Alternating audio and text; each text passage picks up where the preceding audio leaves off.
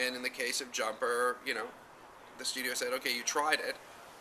We really think it doesn't work. And basically we had to take it out. And then the sort of core idea I was going for in that movie, evaporates. And then it's just sort of, that explains a good deal, actually. No.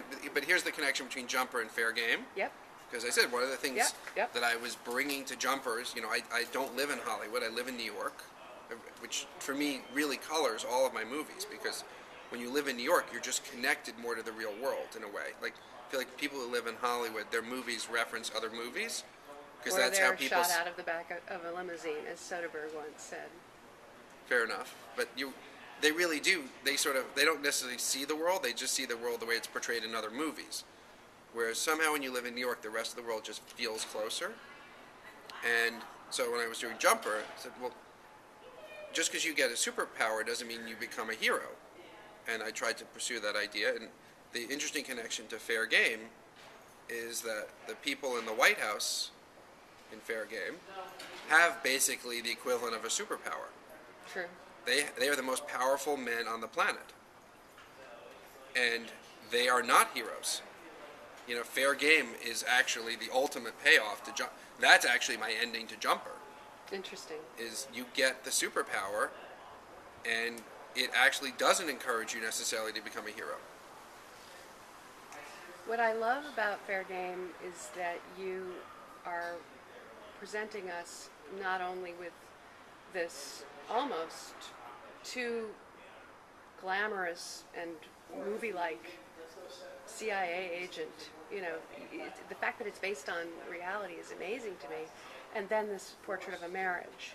And you managed to seamlessly put these two things together.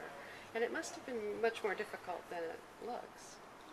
Well, doing the research for Fair Game, because Valerie Plame herself couldn't speak with us about what she did for a living, in fact, it's one of the most interesting aspects of the story in the movie, is that as the situation was erupting, she couldn't defend herself.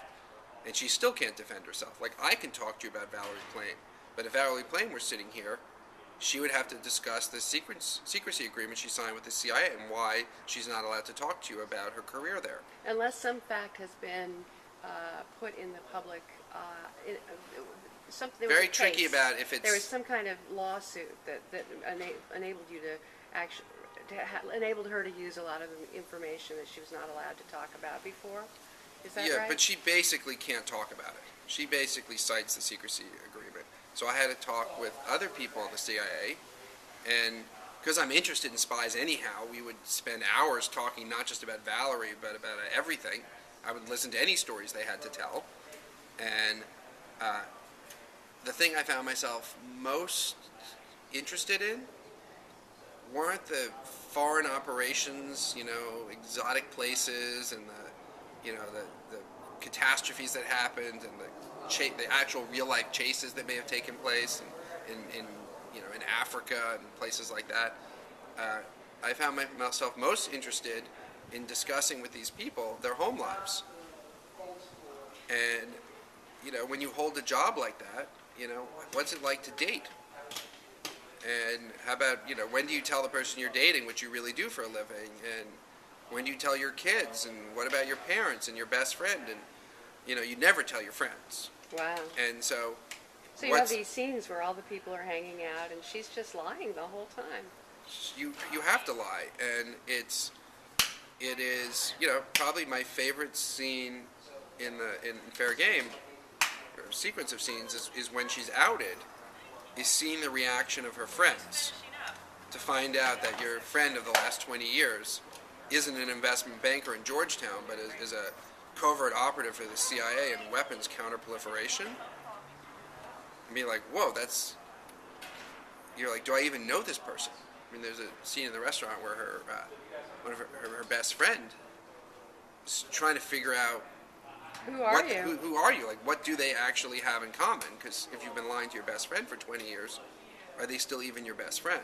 But this makes the performance that Naomi Watts gives even more amazing, because she somehow has to be hidden and duplicitous and yet transmit some kind of emotional truth that you can relate to in a way that's must have been Valerie very Plame hard. is is the most challenging character I've ever brought to screen. That's why Naomi Watts was my first and only choice to play the role. I didn't have a plan B.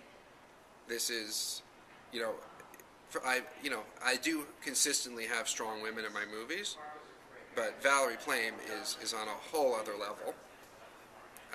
Maybe if I waited a number of years, Sarah Polley would eventually have been old enough to play this part. That's but interesting.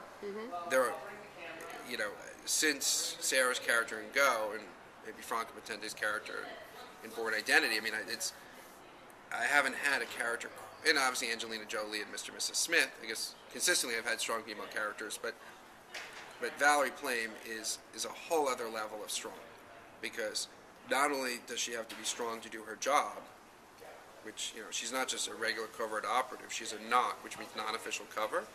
Those are the people the CIA selects to work abroad without diplomatic protection.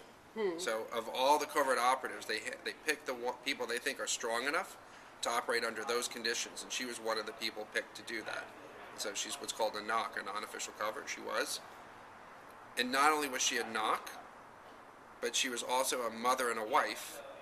And in our society, working women are also expected to make sure the kids are fed and the husband's fed and, kids are clothed. And she had to do all of that. He seemed to be carrying his load as well, Joe Wilson. He carried his load, but it's still, it's the nature of modern society in America is, for better or worse, and certainly the women I know speak to that they still are expected to be a wife and a mother, even if they're also the breadwinner.